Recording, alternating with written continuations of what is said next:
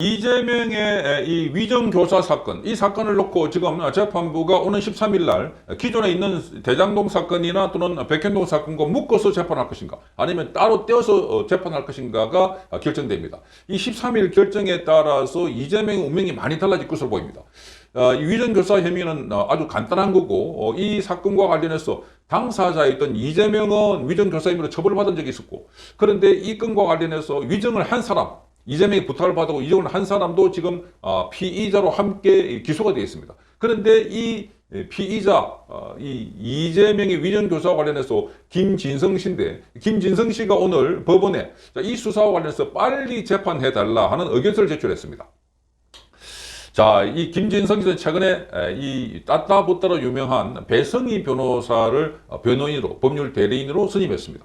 자, 배성희 변호사가 오자마자 바로 이런 조치가 취해졌다는 건 바로 이 사건을 빨리 떼내가지고 빨리 이 수사를, 재판해달라는 겁니다. 모든 국민은 신속한 재판을 받을 권리가 있습니다. 헌법상에 보장된 권리입니다.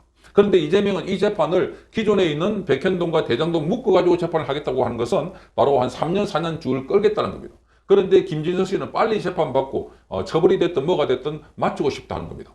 자, 그러니까 이 사건은 2002년도에 이재명이가 성남시장으로 했던 그 당시에 김병남 시장에게 PD, KBS의 출연 60분의 PD가 전화할 때 같이 검사 사칭한 걸로 처벌받은 겁니다.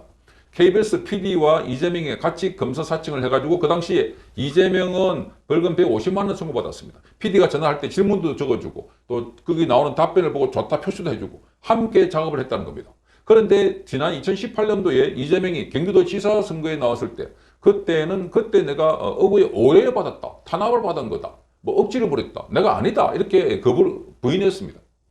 자, 그런데 나중에 이거 가지고 이제 선거법 위반으로 기소가 되니까 그 당시에 김병남 시장의 수행비서에게 위정을 해달라 부탁한 겁니다. 위정을 해라. 그러니까 KBS 측하고 성남시장 측에서 이재명을 몰아세우기 위해서 한 것이다. 그렇게 하니까 그 당시에 성남시장의 비서였던 이 비서가 김진성 씨인데, 비서가 이재명에게 나는 그때 상황을 잘 모른다. 이러니까 내가 불러주는 대로 그렇게 들었다고 하면 되지. 이렇게 이재명이 오고 있던 것이었습니다. 그래서 구체적으로 이렇게 이야기해달라 하는 것까지 다 전달했습니다. 그게 녹취록의 고스란히 지금 김진성 씨 전화에 담겨 있습니다.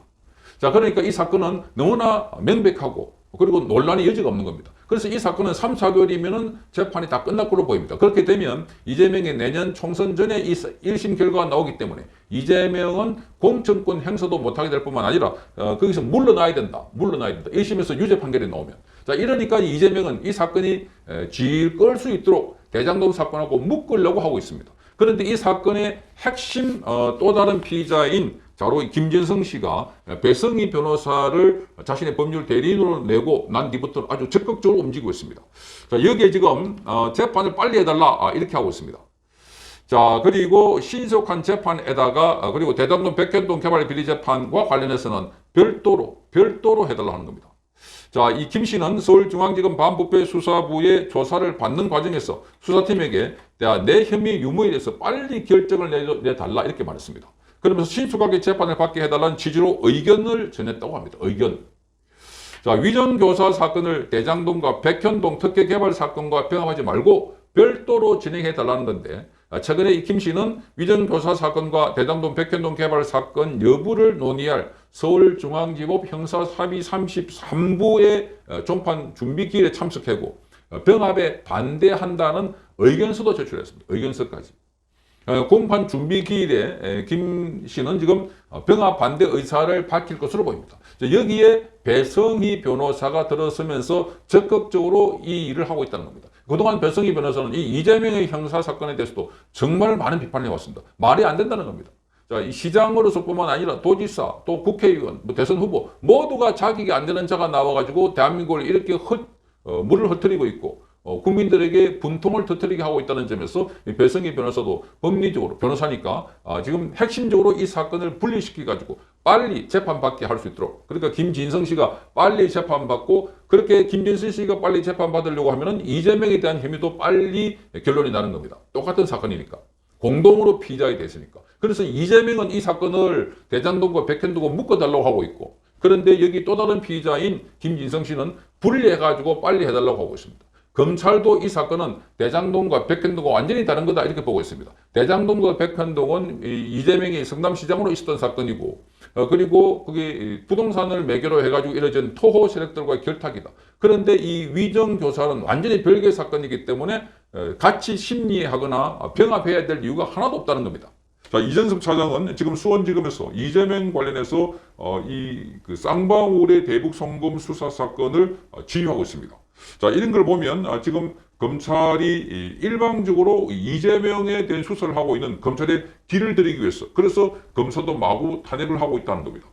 자, 이와 관련해서 지금 이 이원석 검찰총장은 민주당을 향해서 당 대표 수사에 대한 보복 탄핵이다. 또 검사 급박을 하고 검찰을 마비시키려는 협박 탄핵이라고 밝혔습니다. 자, 검찰총장이 이런 식으로 아주 격앙된 반응을 보이는 것도 아주 이례적입니다. 자, 그러면서 이 이원석 검찰총장은 당 대표에 대한 사법 절차를 막아보려는 이 방탕 탄핵이라고 비판했습니다. 자, 이원석 총장은 오늘 오후에 검찰청의 청사 앞에서 기자들과 만나서 퇴근길에 아마 기자들을 만난 것 같습니다.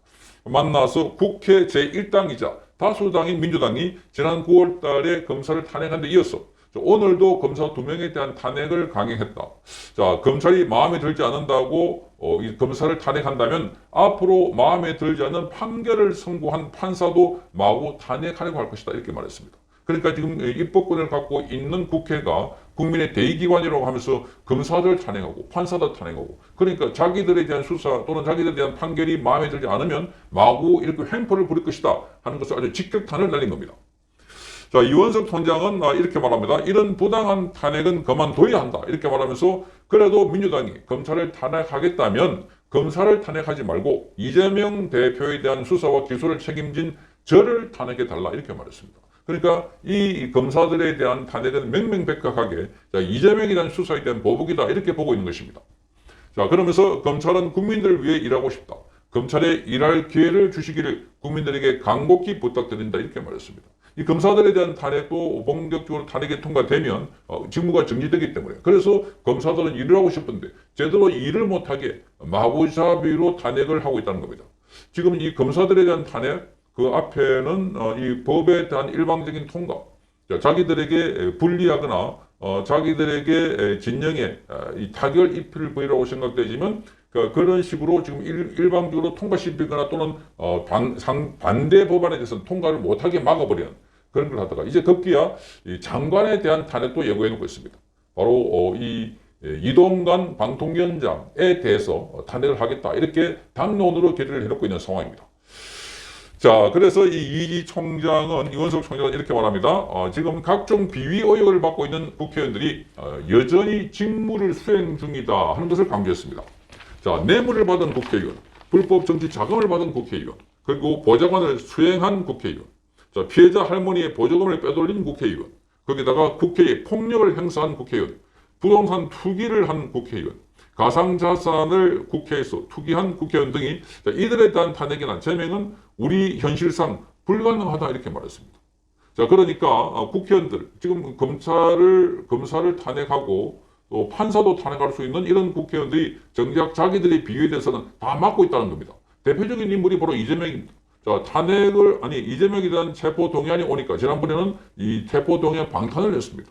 그 앞에는 노웅래 의원도 마찬가지입니다. 방탄을 해버렸습니다. 그러니까 여기에 말하고 있는 지금 국회의원들이 뇌물을 받은 국회의원, 불법 정치 자금을 받은 국회의원. 자, 이것들이 지금 특히나 돈봉투 받았다고 하는. 자, 여기 보면은 300만 원을 받았다고 해서 한 20여 명이 지금 거론되고 있고, 그 반대 진영에서도, 이 송영길이 당대표로 나갈 때 반대편에서도 돈봉투를 돌렸다 해서 지금 전체적으로 보면 한 40명 이상 돈봉투를 받지 않았을까 이렇게 보여집니다. 거기다가 보좌관을 추행했다고 하는 국회의원. 자, 보좌관을 추행했다고 하는 국회의원은 지금 민주당에 있다가 이 탈당한 박완주 의원이 아닐까 이렇게 보입니다. 자, 피해자 할머니들을 돈을 빼돌린 국회의원. 바로 이 윤미향. 자, 위안부 할머니들의 돈을 빼돌려가지고 개인적으로 착복했다, 횡령했다 하는 혐의를 받고 2심에서 유죄 판결을 받고 있습니다. 자, 여기도 아무런 탄핵을 하지 않고 있습니다. 자, 가상자산을 국회에서 투기한 국회의원. 바로 김남국입니다. 김남국도 탄핵 또는 징계를 받지 않고 있습니다. 거기다가 국회에서 폭력을 행사했거나 부동산 투기를 한 사람들. 자, 이 사람들은 숫자가 많기 때문에 누구를 특정하기 힘들 정도로. 그러니까 국회 안에서 이렇게 범법 활동을 한 사람들이 있는데 여기에 대해서는 입을 다물고 있고, 아니 침묵하고 있고, 봐주고 있고, 서로가 스크럼을 짜가지고 자기 편을 지키고 있는 상황인데, 자, 이 잘못을 수사하겠다고 하는 검찰에 대해서는 탄핵을 하고 있는 게 이게 국회는 말이 되냐는 겁니다. 자, 그래서 이거를 보면 지금 이 국회의원들이 자기 편들을 지키기 위해서, 그래서 상대방에 대해서 탄핵하고 상대 장관에 대해서 탄핵하고, 그래서 윤석열 정부를 지금 그야말로 타격을 주기 위해서 방통위원장이 탄핵이 되면 그야말로 식물위원회가 된다는 겁니다. 지금 딱 두 사람의 방통위원이 있는데 방통위원장을 포함해서, 그런데 방통위원장이 여기에 지금 탄핵으로 인해서 정부가 정지되면 단 한 사람이기 때문에 이 합의제 기구고 표결을 해야 되는데 단 한 사람이기 때문에 아무 일도 못한다는 겁니다. 자, 그러면 연말에 돌아오는 또 내년 초에 돌아오는 방송사들의 각종 이 제허가 이걸 못하게 되면 사실상 방송은 이 불법으로 무허가 방송을 하게 되는 셈이어서 이것 또한 국가 공권력이 방치하고 있는 셈이 되는 겁니다. 그러니까 이런 것은 있을 수 없는 일들이다 하는 겁니다. 그러니까 민주당은 자, 이재명 하나 지키기 위해서 온갖 수단과 방법을 동원해가지고 폭력적인 수단으로 지금 국회를 방해하고 있다 하는 것을 알 수가 있습니다.